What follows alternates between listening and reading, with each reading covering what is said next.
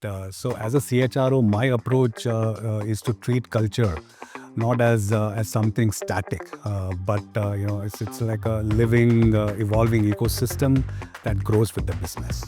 See, the organization that will thrive will not be the ones with a perfect 5-year plan. Those days are over. They'll be the ones that can adapt very very quick. I will give you one example. This is a platform that we designed for SEBI.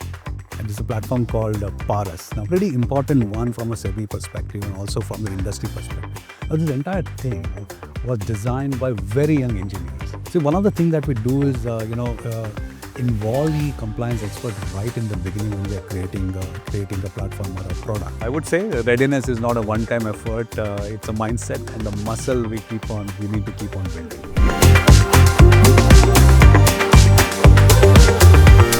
Hello and welcome all to the PeopleStrong podcast, HR Off the Record, where we go behind the scenes and speak to some of the CHROs and HR professionals who are working behind the scenes with innovative methods, redefining how HR works to scale their organizations. My name is Prakash Rao. I'm the President of Customer Success at PeopleStrong, and I'm going to be your host for this episode. And today with us, we have Sujay Puthran. Sujay, welcome. Thank you, Prakash. Thank you so much for having me. No, thank you so much for taking our time.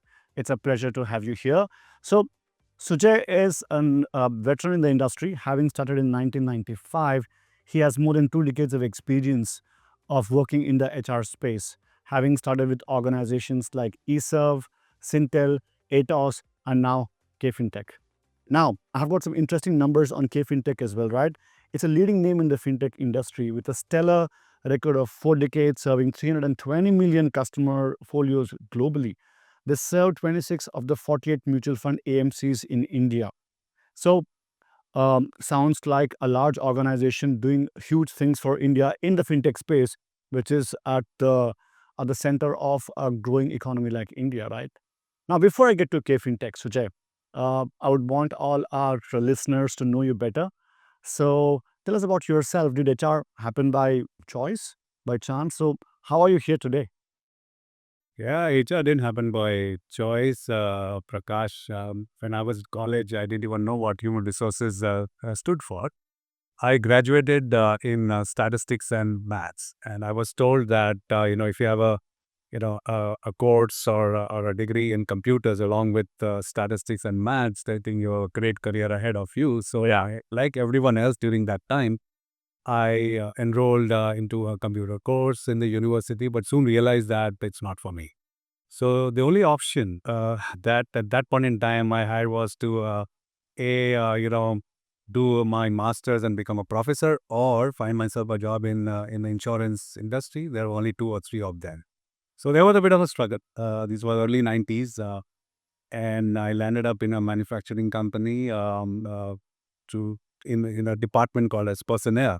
So as the precursor to the human resources department. Yeah. And there, while working with, workers, trying to, resolve their issues, problems, I thought that I have a flair in working with people.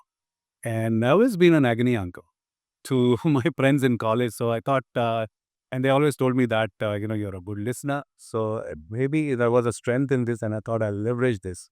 So then I did my course in industrial relations and did my MBA in HR. So yeah, that's how the journey started. And thankfully, we were in 90s where liberalization happened, the globalization happened soon after. So rode that way, been part of the emerging industries, whether it's computer education or financial services, IT, ITES, and that's how my last 2.5 decades of HR career span. Yeah.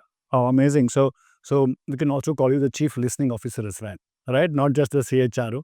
Yeah. Yeah, yeah. And that's the strength. I still, yeah, proud. Yeah, great, great. So thank you so much for being here. Now, talking about Kfintech, right? In this fast-paced fintech organization with 22.3 trillion folios being managed globally, managing a workforce, which I'm assuming would have a lot of legacy to it as well. So, what is the cultural DNA? What is Kfintech all about? See, these are really humongous amount of data, humongous amount of processes that we handle, and this has not come by chance. Right? I think this is very very strong DNA, the strong pillars of the organization. So at the very forefront, Prakash, we are a technology-driven organization, right? So there are platforms, there are services which are driven by technology. Okay.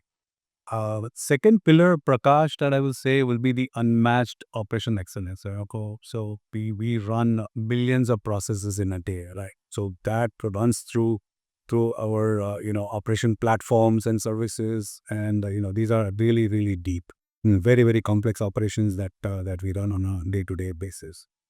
The third would be the client centricity. Now, we deal with a variety of our clients, whether they are AMCs, whether they are corporate institutions, government institutions. So I think, our team, that we are very, very closely with our customer in meeting their requirements and, managing, all these processes for them.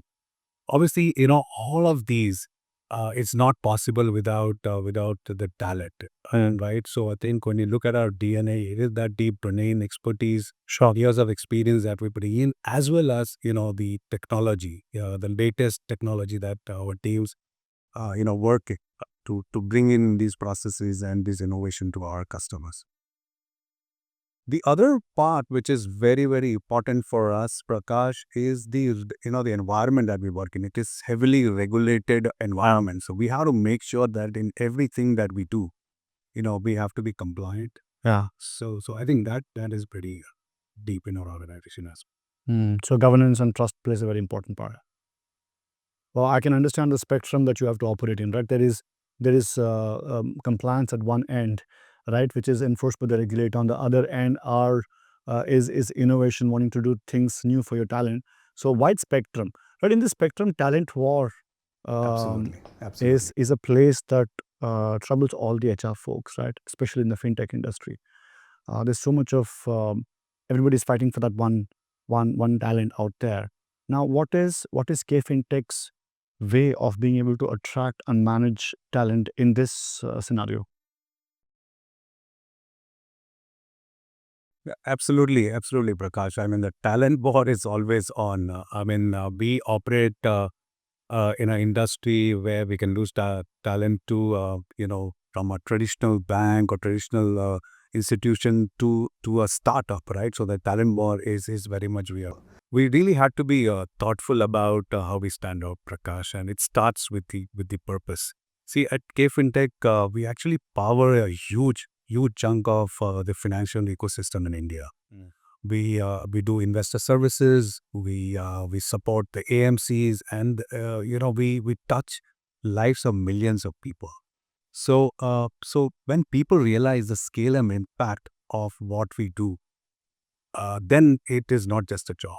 So whether we are doing coding, whether we are doing operations, or whether we're doing some services, end of the day we are helping to shape the future of financial institution in India. I think that's a huge purpose to anchor on.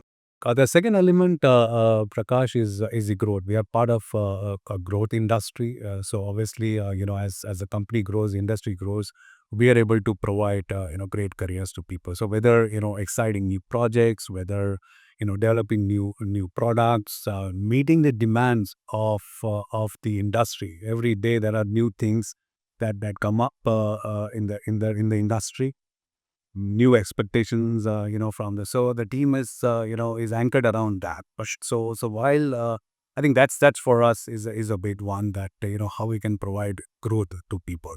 So there are many programs that we run internally.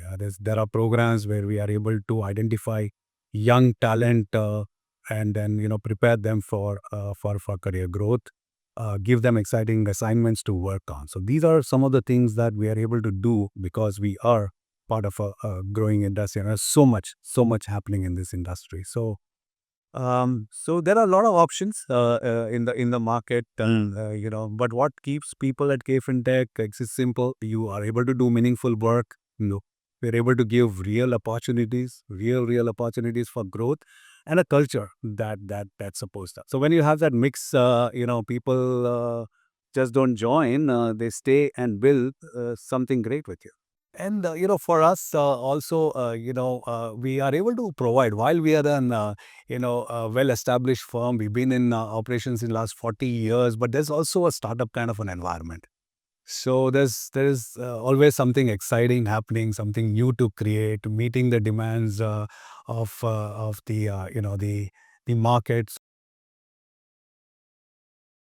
One of the things we're having a conversation of is about culture, right? I think when your organization is growing at warp speed, being able to maintain that culture, right? Uh, Having an organization organized during times of chaos is a tough thing to do. So how are you balancing it out? You're right. I think our industry and it is evolving at an incredible pace. There's so much of disruption happening in the market, so we have to be agile and we have to be innovative to match that pace. So this speed can either strain or strengthen your culture. Right. So as a CHRO, my approach is to treat culture not as something static, but it's like a living, evolving ecosystem that grows with the business. Okay. Now, as I told you earlier, I think for us it is about how we scale our culture by anchoring it to our purpose. So when people deeply understand what they do, every job becomes meaningful. Right? They know how they are impacting. As I talked earlier, they have an opportunity or capacity to impact millions of lives. They're building institutions for India. I think when you anchor that to the purpose, then it becomes very, very meaningful. So we are constantly reinforcing this mission, not just in our town halls or in our strategy meet, but in everything that we do. Right? When we hire, when we review, when we reward, all of that, it is always reinforcement of this message and this mission. So when the pace is this fast, right, I think people will need context. So we have high frequency touch points in our business and in our tech teams. We keep people informed. There's a lot of transparency and a lot of engagement without slowing things down. I think that what makes it happen. See, other thing that I would say is empowering young people, empowering leadership at every level. So in a high growth, high speed environment, culture cannot be only top down, right? It has to be all across. Yeah. So I will give you one example. This is a platform that we designed for SEBI, and this is a platform called Paras. Now, Paras is a unified platform that monitors all the asset management companies effectively, so that you get a picture. So SEBI is able to maintain a comprehensive bird's eye view of how things are happening and how AMCs are adhering to compliance and all that, right? So it's a pretty important one from a SEBI perspective and also from the industry perspective. Now, this entire thing was designed by very young engineers, right? So you have empowered them to think through, bring in innovation, and I think that's how this whole enabling culture is all about. That you empower these individuals, and they can create miracles. And this product was recognized by SEBI. In fact, by the chairperson herself, made a appreciation about how it has impacted the whole industry. So this is a great example of empowering young minds and creating agility in the system and delivering at super speed. One of the things that we spoke of earlier was the spectrum in which you operate, right? One end of the spectrum is compliance, other end of the spectrum is innovation, right? So working between this is a daily reality, right? So we operate in a very, very highly regulated space, whether it's SEBI, whether it's other institution. We have to make sure that we are compliant every time. But instead of seeing compliance as a roadblock, we have built it right into how we innovate, right? So, see, one of the things that we do is involve the compliance expert right in the beginning when we are creating a platform or a product, right? And that way, when we design with regulations in mind, then we are able to avoid big changes or any modification later on. I think that's the trick. Okay, so obviously there is no compromising creativity for compliance. In fact, this approach actually gets our team more freedom. to be creative, because they know the guardrails, they know what are the boundaries, and then within those boundaries they can innovate freely. So I think that's how it helps us to manage this. Of course, technology plays a huge role in this thing, because when we use advanced compliance system, there's always automation, there's for us to do all kind of monitoring and reporting. So it helps us to stay compliant, and then be top of the regulatory requirements. At the same time, obviously, there's so much of change happening. So there are programs round the clock where we look at what are the changes in the regulations, because there are changes, frequent changes in the regulation, which we need to incorporate in our processes. So there is a continuous training that happens. With our team, which talks about the updates and talks about the emerging needs and what we need to do. Yeah, that's how we manage to do this thing. We manage to make sure that people are equipped to handle the complexity of the environment that we work in. I like what you said, right? I think it's about looking at compliance not as a roadblock, but as a necessary part to innovate. So that's a completely new perspective, right? And Prakash, the goal is to have that smart balance, right? The smart balance where the where innovation and compliance, they are not at odds, but they actually work hand in hand. Sure, sure. Now, uh, I mean, one of the things is to now become a future-ready organization, right? Um, the buzzwords that we keep hearing every single day seems like the buzzwords change. Earlier, it used to change once in 6 months. Now it changes every single day. I don't know if it's going to change every single hour. Right now, agentic AI. We're talking about organizations being completely different in the future. So um, one of the things for the entire C-suite is to preparing an agenda and having an organization which is future ready, right? Future proof. So what is Sujay doing in that direction? This is a great question, Prakash. I mean, absolutely. Preparing for the future is not just high on the agenda, but it's central to whatever we are doing right now. So as a CHRO, my role is to make sure that our people, our culture, our capabilities are not only resilient but also agile and future ready.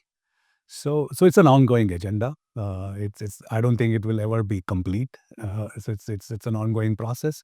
So for each of our businesses, now we operate in 3 4 different verticals. So for each of our businesses, we are looking deep into the capabilities that we bring in, the capacity for scaling, because that's important. At the end of the day, it's all about scaling and as well as leadership skills. So Prakash, the focus is on skills development, right?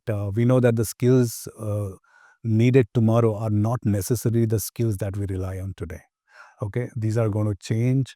So the idea is to know what are the skills that we'll need for tomorrow. We need to know it today. What are the skills that might sunset, and what are the skills that we need to continue to invest on? Now, if we have this clarity, then it helps us to invest in the right place. Help us to prioritize what are the activities we need to do today, so that we are future ready tomorrow. And the idea is also to provide transparency to people. It's not only for us in HR to know what are the skills, but also to provide transparency to people, so that they can take a responsibility of developing those skills along with the organization. Sure, sure. I mean, people moving to skills-based organization is something that a lot of people are trying to do as well. Now, when it comes to managing performance criteria, does it time with performance management as well? So you're right, Prakash. We have enhanced our performance and potential management framework, and the way we were doing it differently. Of course, performance is important. Evaluation of performance is important, but at the same time, it's important for us to look at the critical roles in the organization and see what are the set of capacity or capabilities or leadership skills are required to perform those roles at the higher level. So when we do that along with the performance, we are able to then identify the right set of actions that we need to take, whether we need to move people into new roles, whether we need to do training intervention, whether we need to provide different type of assignments to people to develop those skills. This really helps. So when we look at skill-based, assessment or skills-based evaluation, this is where we are able to get our organization future ready. So to answer your question, yes, we are preparing. We'll never be done, but Yeah, we it's a continuous process. Sure. Right. So I would say readiness is not a one-time effort. It's a mindset and a muscle we need to keep on building. You spoke of very importantly how to look at skills for the future, getting your organization ready by ensuring that your performance management is tweaked to look at not just the performance but the potential, finding the skill gap and enhancing that. Now, there is also a lot of talk of AI, automation, tech reshaping HR. Now, zooming into HR departments, right? With all of this talk of technology and how all of this is going to reshape HR and what HR people do, how do you think it is reshaping the work that HR teams really do, right? One of the things that HR people are worried about is how is tech changing their lives, um, relevance of the HR. So, what is your take on all of this? Is it really changing the way people or HR people departments are going to work tomorrow? And if so, But I don't think technology will is going to replace HR team, but but it's definitely going to change the way we work. I think someone said, I don't know who did this in the tech world, saying that AI is not going to replace you, but you will probably be replaced by the person who's going to use AI. So I think that's important thing for us in HR to remember. I think it's a good thing, right? Because a lot of manual work, a lot of transactional work can actually be automated, and AI can actually take on all those non-value added work, so that HR teams can really focus on strategic work, really focus on people-centric work in the organization. So it will free up HR teams. I think it's already done. I think there's so much has already happened, and as we go on, it's just going to increase. So, but HR folks have to adopt automation and AI. That's a given. One area that will be completely transformed in my mind it would be, I think, recruitment, because there's so much of tech that is already happening in the way people are hiring, right? So that's something which will go through a massive change. We will not require a large team to do evaluation, assessment. I think robots can take over that piece, because today I think technology can filter through variety of things, including, I'm told, biases. You can even feed things that are needed for the organization, and you'll be able to get assessment. So I think that's going to be huge, and we need to be prepared for that. But end of the day, HR is still about people. Technology will support our decisions. So I think that's another huge field, right? Because we generate humongous amount of data. What is data going to tell us, right? I think it's going to help us in making a lot of decisions. So I think today, I mean, many HR teams are still not using, the data to give them trends, to tell them which are the areas they need to focus on. I think we bring technology in those areas will just help us to be much more effective and much more impactful in the organization. So I think the future of HR is going to be the great blend of smart tech and human touch, right? And that's where I think, Prakash, the magic will happen. yeah, so the recruiter in me, I started my career in HR as a recruiter, right? So the recruiter in me doesn't know to be happy or to be sad. But because while there's a lot of I was having a conversation with one of our large customers yesterday. I think recruitment is definitely one area that we see AI being able to being able to play a very pivotal role in helping organizations hire better, hire faster. Faster. I think and that's what is our turnaround time, right? You don't have to go through series of evaluation and assessment before you start making decision. I think Right. that's where it's more impact, and especially in our kind of environment where we need people yesterday, Everyone needs people yesterday. so it's definitely going to impact. Yeah, absolutely. I think you spoke of magic happening, right? I think that magic seems to be arriving a little too soon. So what do HR folks need to do to prepare when this magic arrives? It's already arrived, but so what are the emerging trends that you see, one or two trends that is going to reshape the way HR people work, and what would your advice be to HR people, to our listeners, in terms of what are the trends that they need to adapt or to be aware of, so that they're not caught unawares when this hits them? I completely agree with you, Prakash. I think HR teams will have to adopt if they have not done already. There are so many use cases today available for adoption of new technologies and AI into whatever we do in HR. Right. I would think we are already late. So my advice to them is that go for it. Don't shy away from using the latest technologies and AI tools that are available for you and also for the rest of the organization. It's not just the HR teams, but drive that transformation across every function, every processes in the organization, and that's the responsibility. I would think of the HR teams to do that in the organization. End of the day, they are the change agent for the organization.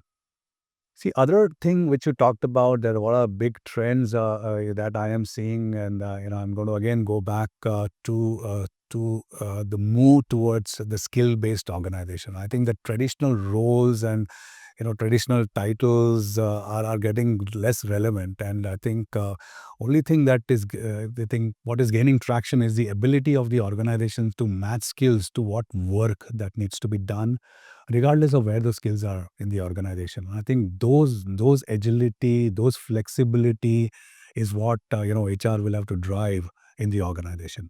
Second, I see a significant cultural shift as the industry becomes more tech driven and agile. The traditional hierarchical structures are giving way to more flatter and more collaborative structures, especially as the younger digitally native talent enter the workforce. So the expectation is around being flexible, purpose driven, and the speed of growth that are going to be very important for our businesses to be more competitive and effective today. So for the HR leaders, my advice will be don't wait. Adopt a new technology. Start mapping your critical skills that your organization will need for the future, and not just for today. Right, the focus should be for the future, and invest in the systems. Invest in the intervention that will support agility, that will support transparency, that will support continuous learning. See, the organization that will thrive will not be the ones with a perfect, 5-year plan. Those days are over. They'll be the ones that can adapt very, very quickly. At the end of the day, it's all about how do they adapt to the changes and the expectation of the business. And then, obviously, this will be guided by a strong talent strategy. If you're anchoring it to this. Oh, sounds great. I mean, like you rightly said, I think the being agile and trying to adapt to the ever evolving situations seems to be the mantra, not just in HR but in general work life of people, right? Because um, I was reading an article which said that which was comparing work life to something very different, like an IPL, right? So 18 years of IPL being celebrated, the way the cricket started and where it is right now. It's the same game. The rules have changed a little bit, but then the way the game is played, what they expect people to do, how they prepare for it, it's changed so dramatically that the same cricketer would have had to um, play a very different role. And a very similar thing in workforce as well, where HR people, uh, the role of HR might not have changed dramatically, but the way they perform that role has changed dramatically as well. And your thoughts to how they've changed have been an absolute masterclass, Sujay. It's been a great pleasure. I hope our listeners are going to take more out of it than I have, for sure. But it's been wonderful, right? So thank you so much for this absolute masterclass, and for all our viewers, I think if you like this conversation, please do hit the subscribe button, like this, and spread this, and do let us know what you would like to hear more from leaders like Sujay. Thank you so much, and Prakash, thank you so much for having me on this podcast. No, please, it's been a pleasure. Thank you so much.